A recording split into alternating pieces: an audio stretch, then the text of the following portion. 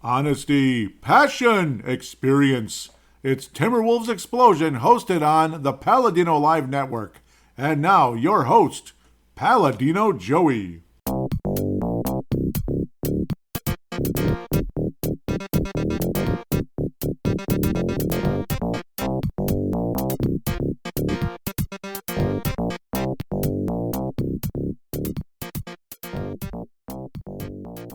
Hello again, Timberwolves fans. Are you ready for the explosion of Timberwolves basketball? I am your host, Paladino Joey, or Joey Awajan. Timberwolves Explosion is available on all of your favorite podcasting apps, and I thank each and every one of you, once and always, for downloading and listening to this show. It is a great pleasure to be back on board with you once again today. Kind of a random, spur-of-the-moment recording. Had the night off, just kind of was planning on doing cleanups, and then it was kind of a little too cold, and then it got a little warmer and still didn't do them. That was kind of bad, but it didn't get that much warmer. But anyhow, the Minnesota Timberwolves, it's been a little while since the last episode, and it would be nice to get caught up. Probably should do Brave the Wild also, but I don't know. We left off with the Timberwolves getting trounced by the Los Angeles Lakers, starting off the season 1-1 on the season. Nothing too exciting. That was, October 25th. There's been quite a few games since then. Anthony Edwards, of course, would miss a significant amount of time with, about 8 games with a hamstring issue. He has returned. He's been up and down. He's had some really good games. He's had some not so good games. We've seen a broken nose by Donte DiVincenzo versus the Hornets, and so on and so forth. So kind of going to get caught up a bit. Not going to be overly detailed in this one in terms of, just going way overboard. But, again, the Minnesota Timberwolves, after starting pretty poorly, looking like they couldn't stop anybody, end up picking up the pace a bit, kind of squashing a few mosquitoes with an axe, and are now 6-4 to open up the season's first 10 games.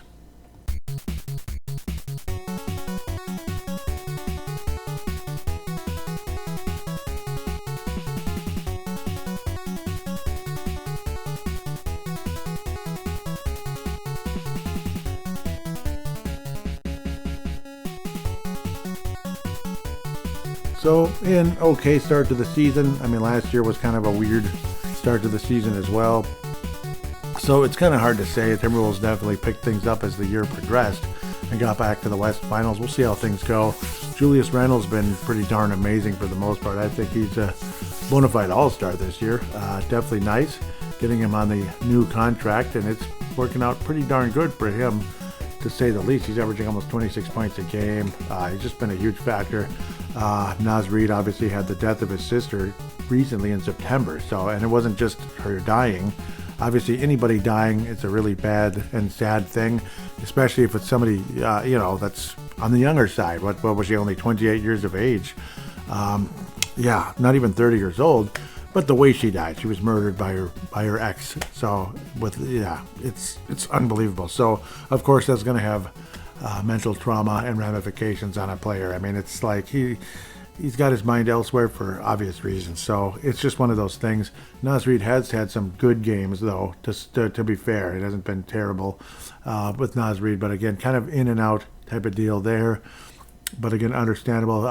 TJ Shannon's been pretty disappointing, to say the least. An early start, he looked okay, but pretty much ever since then, he's been disappointing. I've not been real impressed with Terrence Shannon Jr., so I'm not really sure what to say there. Donte DiVincenzo's had his ups and downs, but generally he's been okay, especially since breaking his nose against the Hornets. He's actually had a solid, strong start to the season. The very beginning, he was horrendous. When the Wolves started him at point guard, it was like, what are we doing here? So, are we even thinking straight? 40.3 from downtown. That would be 3-point range, of course. Almost 14 points a game. Donte DiVincenzo's been pretty strong, to say the least. Jaden McDaniels, I'd have to say, has been both pretty much him and Julius Randle have been pretty amazing. Jaden McDaniels is averaging almost 19 points a game. Can you believe that? Almost 19 points a game, and still being that outstanding defender. People are very encouraged with what Jaden McDaniels has been doing, and that corner three has been dropping, baby. It's been dropping. 54.1% from downtown. Absolutely insane, and his overall field goal percentage is 56%. Knock on wood, we really want to see this continue. I mean, holy moly. Anything near this is extremely encouraging. Like Jaden McDaniels could be an all-star if he's anything like this as his career continues to pan out. A block and a half a game. Though he is at almost 2 turnovers, which is a little bit frustrating. That would be 3rd on the team overall. But Jaden McDaniels has been taking a giant step forward, and we've been waiting for this. We've been anticipating it, and now Jaden is really starting to take stride here, averaging about 31 and a half minutes per game. But I mean, 56% from the floor, 54% from downtown. Awesome. Almost 83% at the free throw line. He averages about 3 attempts a game at the line, so it's not like he's at the line all the time. But still, he's been amazing. Julius Randle is averaging 6.1 assists. That rocks. Even Dante, again, in transition and such, almost 4 assists. Anthony Edwards about 3. But, extremely exciting. Anthony Edwards is at 49% from outside. So guys are hitting their shots, which is exciting, though it's not always the most consistent thing. The offense is there. The defense is in and out. It hasn't always been there, and that's been a huge frustration at times. Rudy Gobert, when he's in there, obviously the defense has been good, generally speaking. He even had a coast-to-coast play on a blocked shot as I was watching most recently just last night against the Sacramento Kings. That's the other purple team. The Wolves are actually flashing on the screen against the Utah Jazz right now. I'll give you my comments on the late 90s rebrand the Jazz did. Yeah, we'll get to that in a minute. What was I even getting to? A crazy play. Rudy Gobert blocked a shot and went coast to coast. Rudy Gobert went coast to coast.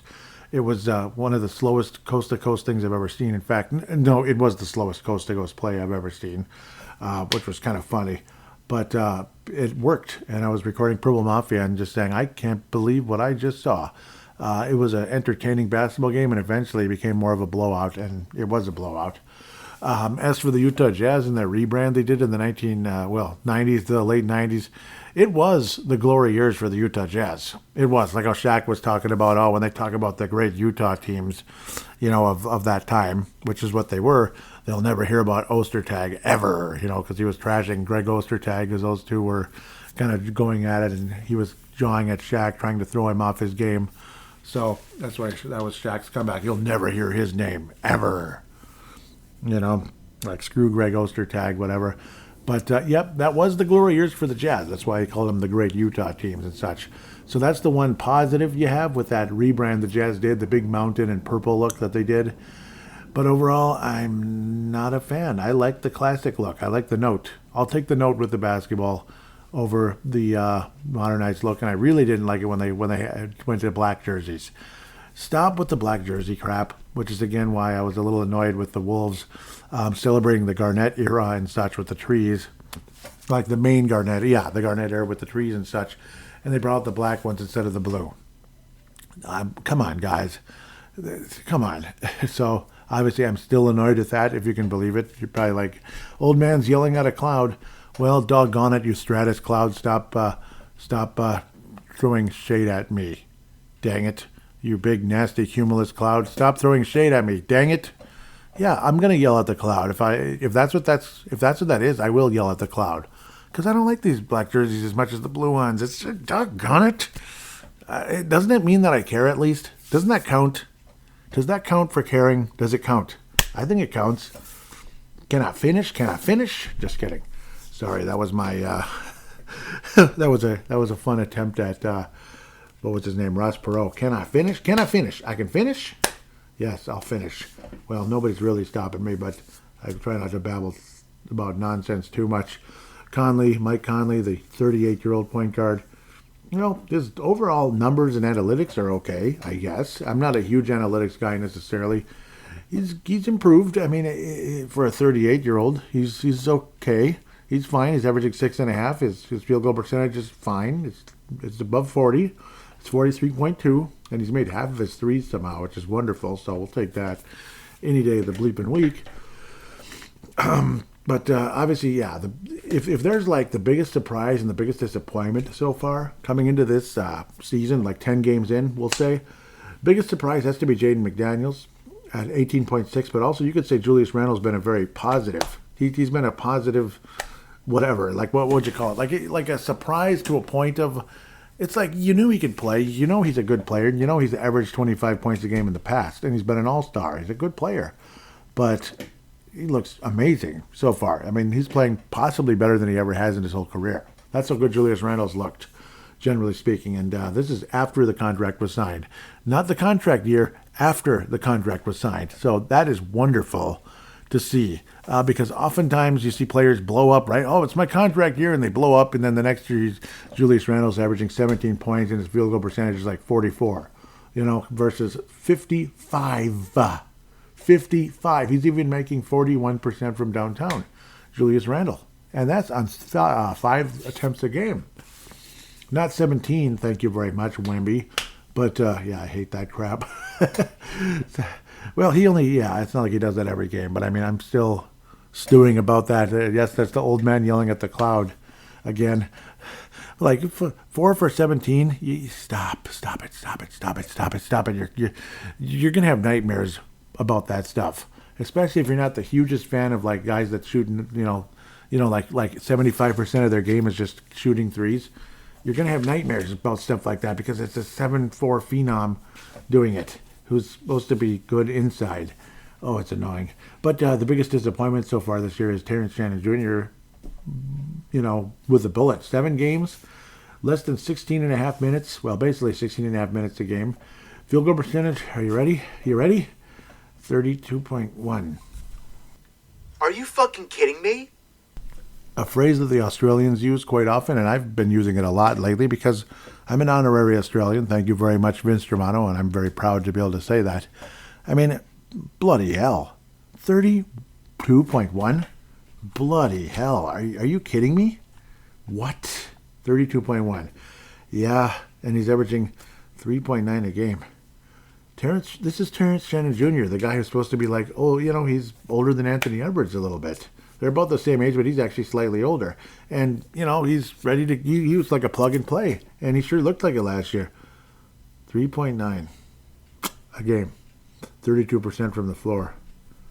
What the hell? What's going on? Are you kidding me? Bones Highland. Pretty positive surprise here. Pretty positive. Exactly 10 minutes a game. 51.4. This is a point guard, folks. 51.4 from the floor. All right, 36.4 years ago. That was outstanding years ago. 3-point range. 36.4, 4.7. Again, nothing to write home about with the points necessarily, the overall points per game, but nice indicators that he's been good generally speaking. Same with Jalen Clark. A 3-and-D kind of guy, about 43% from downtown, 2 attempts a game, and he's averaging about the same amount of minutes as Terrence Shannon Jr., but he's been better, 48.5 from the floor, overall. So that's pretty cool stuff, pretty exciting. Leonard Miller, just gets into a little bit of garbage time, unfortunately, 4.5 minutes a game in 6 games so far. Beringer is kind of wound up in 7 games, but just, again, garbage time. You barely get to see what he can do yet, but I think as the year progresses, Beringer is going to get a bigger and bigger role. Obviously it's not going to be like Garnett necessarily when he just kind of came in and his role, he opened up the season averaging about 3 points a game. I still remember that. Like, oh man, yeah. But again, he's just out of high school. He didn't even play 1 year he wasn't even a freshman in college. But it's pretty much the same here with Beringer. But I think Garnett was a little more seasoned than Beringer. But young man, he's got a chance. I think his role will increase during the course of the season, and eventually Beringer will enter the rotation, but probably not tomorrow. Rudy Gobert is still here, and he's playing better.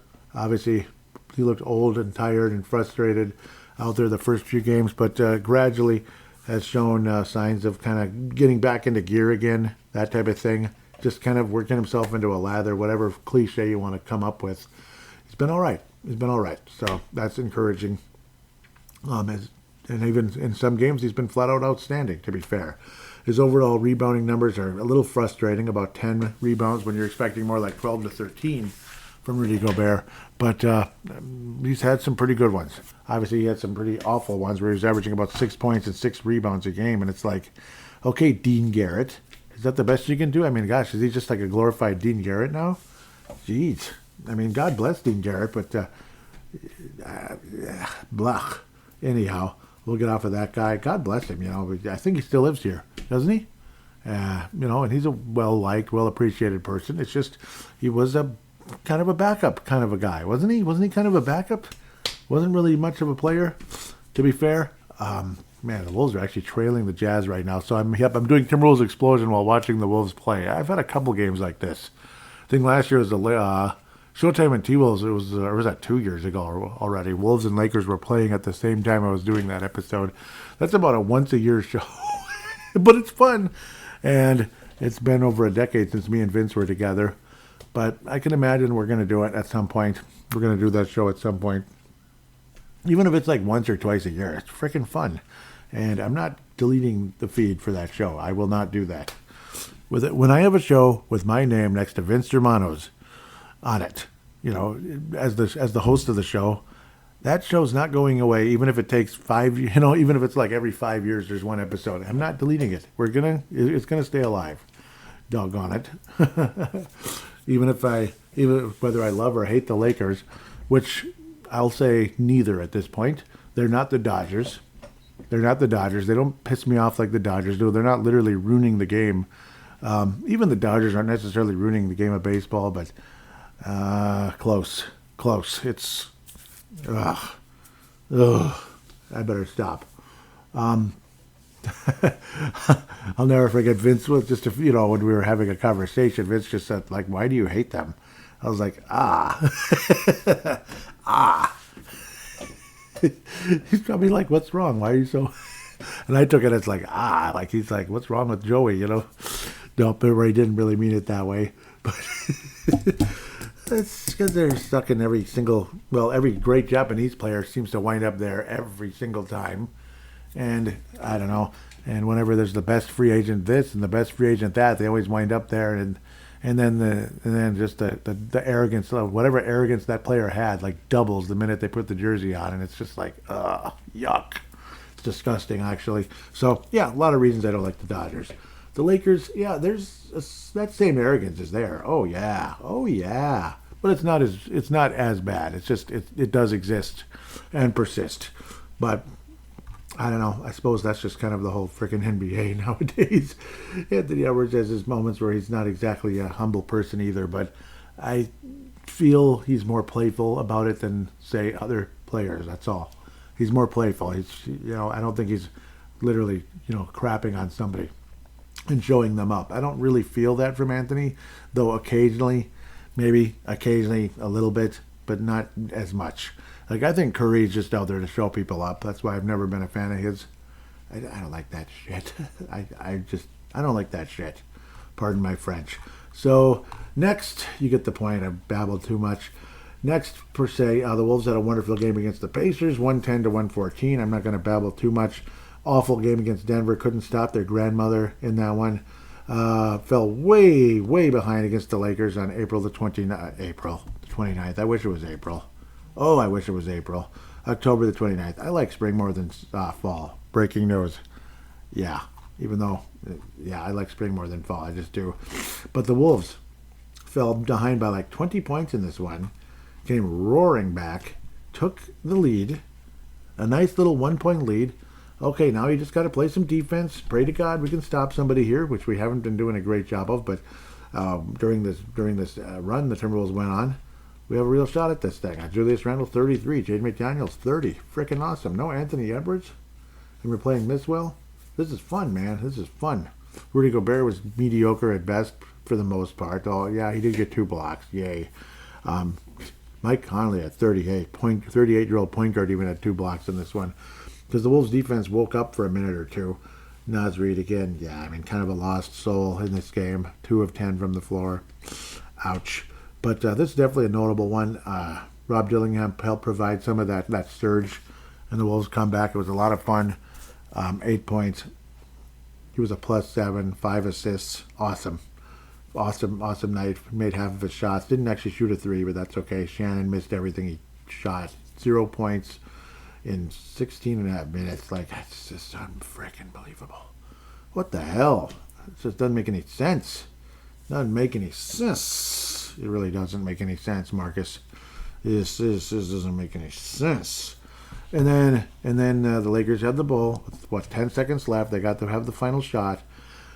And I don't know. Was it Gobert took like a step to the side rather than kind of plug in the middle, maybe? And Rivers just kind of kept getting closer to the basket and put up a floater and it went in. And the clock had expired. And he did get the ball off before the clock expired. And, what the hell? Come on, man. And Rivers wasn't even that good in this game. 9 of 24? That sucks. 16 assists, though. That doesn't suck.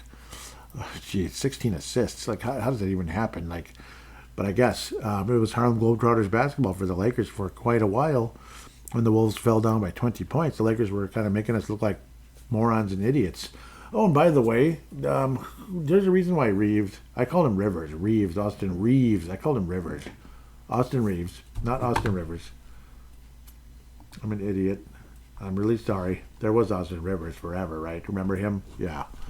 He actually was that other component in the funny, infamous Sam Cassell and Marko Jaric trade. It was kind of funny how that all turned out. Austin Reeves, pardon me for that mistake. Stupidity. Didn't even play that great, at least in terms of shooting. He was missing like crazy, but he had 16 assists. The Lakers were doing Harlem Globetrotters. But there's a reason why Reeves led the Lakers in scoring, along with a guy named LaRavia. Yeah, who made 10 of 11 shots, 5 of 6 from downtown. Yeah, even Aiden had a double-double. Good job, man. I like Aiden. I'm a fan. I am a fan, and I'm saying that with sincerity, and believe me, Vince knows that. He knows I like Aiden. Nice acquisition, guys, actually. Very nice acquisition. Did you hear anything about Luka Doncic or LeBron James in this one? Did you ever? No, they didn't even play. But Bronny, he got in there for 5 minutes and was a +5 by just kind of being there and maybe moving the ball a little bit. Maybe he included a hockey assist. They're not showing it here. 5 minutes. +5 because the Lakers were doing Harlem Globetrotter basketball on us. Wolves come roaring back and they can't finish the job, and it's stupid. They can't make one last little stupid stop. But enough about the Vikings about making stops, though. Yeah, you got to make the stop and everything to get the ball back, and it's first down Philadelphia or whoever the hell else, and it's the end of that. Blankety blank. That was annoying. End of October. Crappy way to end the month. Then the Wolves would come back and kick Charlotte's butt. Donnie DiVincenzo would get hit in the face. Wolves would actually be trailing against the Charlotte Hornets, but how many times have we lost there? Many times. Wolves have lost in Charlotte many times. Whether it's the old Hornets or the new Hornets. But the juice was on fire. 30 points again for Julius Randle. Jaden McDaniels, 14. Rudy Gobert, 14 and 15. 15 rebounds and 5 assists. What do you think of that? Jaden McDaniels, 6 assists. Sexy. So, fun game. This game ended up going from something ugly and crappy to the Wolves pulling away and kicking some butt down the stretch, 122-105, to get the Wolves moving forward in the right direction, and the Hornets to kind of do what they've been doing for ever, pretty much, except for those years when they were getting to the play-in, basically. They were like, the 10th seed. How exciting. Wolves then would also squash the Brooklyn Nets. This is when all this started, beating up on the Hornets, now the Brooklyn Nets. Ooh, hadn't even won a game yet. Wolves pretty much hammered these guys, which is great. Donnie DiVincenzo, 25 points. 9 rebounds, 5 assists. Donnie DiVincenzo going from a guy who looked like he was lost out there, didn't know what planet he was on, to a guy that's been awesome. This is the Donnie DiVincenzo we all hoped the Timberwolves would have someday, when we were hoping the Wolves would actually sign him to this current team-friendly contract that Donnie DiVincenzo had with the New York Knicks, ultimately. But then we eventually get him in a trade, and he was kind of meh last year and was pretty awful his first couple games here. And since then, he's been wonderful. McDaniels, 9 of 11. Not an inside job here. Maybe the real one was, but not this one. 9 of 11. Beautiful. 22 points for him. Naz Reid playing in New Jersey, which is, I believe, where he's from, isn't it? I believe he's a Jersey guy, so definitely, yep, I think a little extra going on. Yes, Asbury Park, New Jersey. That's what I thought. I thought he was a Jersey guy, so understandably why he would play well here in there's extra going on there. 21 points off the bench. Awesome game for Nas, and God bless you, Nas. Seriously. God bless you. Terrence Shannon Jr. made one shot and one free throw. I just don't know, man. Baron J got up. Bailyn J, pardon me, got out there for 3 minutes at the end because it was a blowout. I don't know. The Wolves win comfortably over the Brooklyn Nets, 125-109. November the 3rd. The Wolves then do not win comfortably. They get smushed. They get smothered. They get whooped by the Knicks again because the Wolves just suck against the Knicks, especially in New York, and it's boring and it sucks. The Wolves' defense was like poop. Oh, but Anthony Edwards came back and was 5 of 13 for 15 points. Great. Awful game. Awful. Nas Reed was a minus 19. Anthony Edwards was a minus 25. 25. Yeah. But he did get 5 assists. Dang it.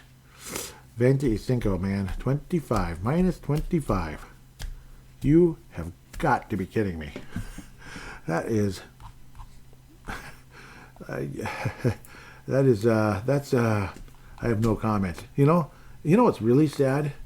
Karl Anthony Towns had as many points as Anthony Edwards, but was a plus 15. That figures. It's just what the flip, Saunders, man. Awful, awful, awful. And by the way, I was kicking myself the minute I hit the end of that show because, well, obviously it was too late. The show had been published and I didn't want to go back. I just didn't. I recorded that show on October 25th, the last episode of this podcast. What happened on October 25th, 2015? It was a Sunday, a nice, peaceful Sunday.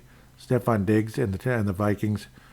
Stephon Diggs literally came on the scene. A great game in Detroit. Beautiful game in Detroit.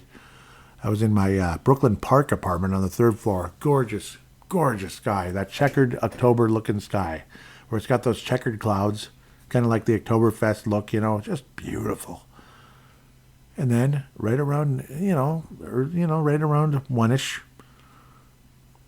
the ESPN alert pops up, and it said, Flip Saunders dies at 60.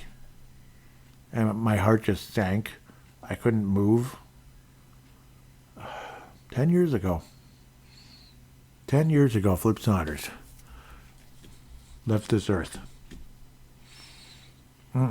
So that was a very painful, solemn day. I mean, the Vikings played a wonderful game, but I mean, even Mike Zimmer in his post-game press conference, talked about it. Kevin Love's on the Utah Jazz? I didn't even know that. Where the heck have I been?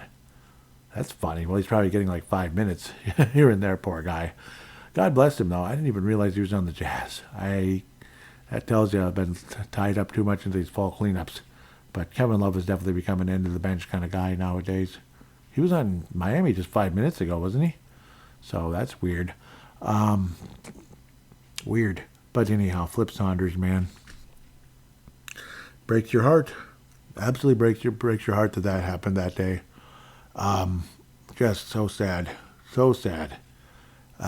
Flip Saunders never coached Kevin Love because obviously he didn't coach him. Rick Adelman was still the coach, and then Flip traded him, and then acquired Andrew Wiggins, and then you had all those young guys with Flip, and then he never got to coach Karl Anthony Towns, but he got to draft him along with Tyus Jones that summer. When Flip found out that Flip's father had passed away recently. At the time, I believe he's a World War II veteran, if I remember correctly. Lived a long life, Flip's father. And then right around that time, Flip Saunders found out that he had Hodgkin's disease, Hodgkin's lymphoma, which, what was it, the survival rate's like 86% or something. So ultimately, it wasn't the Hodgkin's that killed him. At least, no, I mean, it wasn't. And you're basically hearing it, and even Glenn Taylor kind of hinted it out. It was like, for some reason, the family didn't really want to talk about it. But it's kind of like, it's out there. Like when you're having chemotherapy, you have to be extremely careful not to get, like, sick. Like, to catch a virus of some sorts, like a cold, a pneumonia or something. Because when you have Hodgkin's lymphoma, when you have chemotherapy, your body really can't fight it. It's like your immune system kind of is shut down to fight the cancer with the Hodgkin's lymphoma or the frickin' chemotherapy. I'm sorry, my brain is just going crazy here. And his body couldn't fight it because of the chemotherapy. And Flip slowly just his health deteriorated. He was, when he was put into that coma, and eventually he was put into a medically induced coma and slowly passed away. His body just couldn't fight it off. It was pneumonia, like Glenn Taylor basically hinted at it. He said it. He said, it was the pneumonia. And it was kind of like a quiet little word that came out of his mouth in a conversation on the Scoop podcast with Darren Doogie Wolfson. So it was interesting to hear it at the time. That's what I thought it was, and that's what and people say that, like nurses that I know say that, chemotherapy, just you have to be super careful about possibly contracting some type of virus, like a cold flu type of thing, or on pneumonia, because that's actually probably the number one cause of death when people take chemotherapy. So, very sad. Not trying to be some medical expert here, like acting like I know everything and of course I don't. But it's just kind of like the real, I guess, generally speaking, it's more than likely what happened to Flip Saunders. Unfortunately, for people that have been wondering forever, or they thought lymphoma did it. Well, indirectly, yeah. Because if he never caught it, he wouldn't have had to take chemotherapy. And, and one thing led to another, basically. So, super sad, super heartbreaking. 10 years to the day at the time that I recorded the last episode of TE, and to not even bring it up, it breaks my heart. So, glad I can still talk about it here. It's not like Timberwolves explosion ceased to exist after that. So, it would have probably been more appropriate if it could have came out that day. But Flip will always be in our hearts, like Arnett said at the time. He put up it was a post, I don't know if it was Twitter, I think it was, where it said "Forever in my heart." Where, Kevin Garnett went out and I think he lit a candle where Flip Saunders' parking spot was in the Target Center ramp. So, painful stuff. And that was already 10 years ago. 10 years. Insane, isn't it? So, I remember people thought that at the time. Yeah, I mean, they liked the conversation we had here on TE at the time, but I mean, it's obviously not about me at all. It was about Flip, and it was a very painful, heartbreaking thing. It truly was at the time, and can't believe it was 10 years ago already. It does tell you how old of a podcast this is, because it was already an old show at the time. So. Some podcasts last forever, I guess. But, Flip, I mean, it's one of the saddest, most heartbreaking things ever. To see that just, what the heck? Things were so headed in the right direction for the organization, and then that happened. Just so heartbreaking. Anyhow, how we segue from that back to the Wolves versus the Utah Jazz after getting blown up by the Knicks. The Wolves then beat the Jazz by 40. Which was wonderful at the time, 137-97. That was fun. It was awesome. It was a comfortable win, generally speaking. Anthony Edwards at 37, kind of like a nice, warm up for him to kind of get back into gear after a crappy game against the Knicks. So that was fun to see him get 37. Obviously, you're hoping to get him out of there before something stupid happens, because that would be awful. Then the Wolves crushed Sacramento last night, 144-117. Anthony Edwards with 26. I thought he had more than that, but I got him mixed up with some other day. Probably that previous Utah game. McDaniels, 8 of 10 from the floor. Rudy Gobert, 9 of 10. Holy crap. 19 points, 12 rebounds, 5 assists versus the Kings last night. That was fun. Edwards with 5 assists. Randle made half of his shots, 19 points. Numbers down a little bit. Stop hogging the ball, Anthony. Just kidding. But, Naz Reid, respectable numbers. Not great field goal percentage, but 13 points. It did take 14 shots to get there. I mean, yeah, it is what it is. Dillingham, 11 points, 3 assists. Jalen Clark, 11 points as well. On only 4 shots. Awesome, man. 3 of 4 from downtown. Two rebounds, an assist, so on and so forth. I don't need to go on and on about stats. Bellinger scored a basket. That's great during the garbage time. It was nice to see him out there, though. Juzeng also a basket. and Leonard Miller a basket during that basically 5-minute garbage time against the Sacramento Kings. Didn't Levine have... Oh, no, he had 26. I thought somebody had 37 in this game, but I guess nobody did. Nobody. Sabonis, 5 of 17. Yuck. What happened, man? And he only attempted 2 threes. He didn't attempt 17 or anything like certain people. So we'll get off of that. The current game, the Wolves are trailing in this one because, I mean, it's a back-to-back. That's the kind of semi-excuse you come up with. But still, come on, guys. Don't lose to the Jazz, okay? Just don't do this. Don't do it. Don't lose to the Jazz. 12 points. Rudy Gobert's leading the team in points. That's crazy. Crazy. Anthony Edwards and 3 of 10 from the floor. Yuck. But the Wolves are 6-4. Hopefully they don't lose to the Jazz tonight. That'd be really stupid. Again, I know it's a back-to-back, but you blew out Sacramento. You didn't you didn't go to double overtime like we had. Was it a couple of years ago? We had some really epic battles with them. It was a lot of fun. Wolves Sacramento is usually a very entertaining matchup historically, going all the way back to the early days of Garnett versus Weber, when Weber first got to the Chris Weber, that is, first got to the Sacramento Kings in the late 90s. A lot of fun, like the end of the 90s, 1999.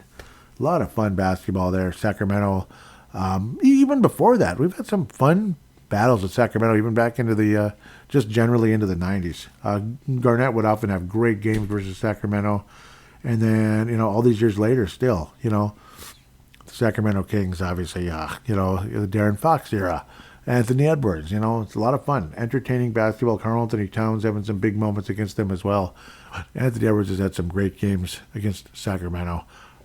Garnett's career high was against Sacramento for the longest time, when his biggest game ever was, his highest scoring point total was 34 for the longest time. It was just stuck there. Garnett just could not get over that 34. It's like, come on, Garnett, you can score more than 34 in a game, can't you? Once in a blue moon? Jeez. But it was frustrating a little bit. Like, come on, he's better than this. Consistent to a fault, basically, when it came to Garnett at times, when it came to his scoring, which is funny. But that's kind of how that goes. The Wolves will have 3 days off, and eventually, he plays Sacramento again, Denver, Dallas, Washington, Phoenix. And then, like I said, Drinksgiving or Thanksgiving Eve, whatever. I'm not big on heavy drinking, but I do like to have a nice, tasty beer, usually a Scotch ale, leading into Thanksgiving. And the Wolves will be playing the Oklahoma City Thunder. Ouch. On national television, ESPN. Not the Thunder. How about the Wolves go out and beat them? Because it'll be in OKC. 3 games versus Sacramento this month. What the heck? So last night, Sunday the 9th, November the 14th coming up here on Friday, and then Monday the 24th, Thanksgiving week. And then Black Saturday, I guess you could say, will be in Boston at 4 o'clock. Weird. Interesting. And then Wemby coming up. They're looking real good at 7-2 so far. Wemby and the Spurs with Fox. Son of a biscuit. Kicking some butt there. So, is there any fan interaction? Hopefully there's a little bit, at least something. Doggone it, doesn't look like there's anything. There's nothing. Well, this is probably going to be a shorter episode. Well, of course it is. Of course it's going to be a shorter episode. Luckily the Wolves have tied things up, but son of a gun's at the line though. Yep, of course he is. And the Jazz regained the 1-point lead. Who was the son of a gun? What was his name again?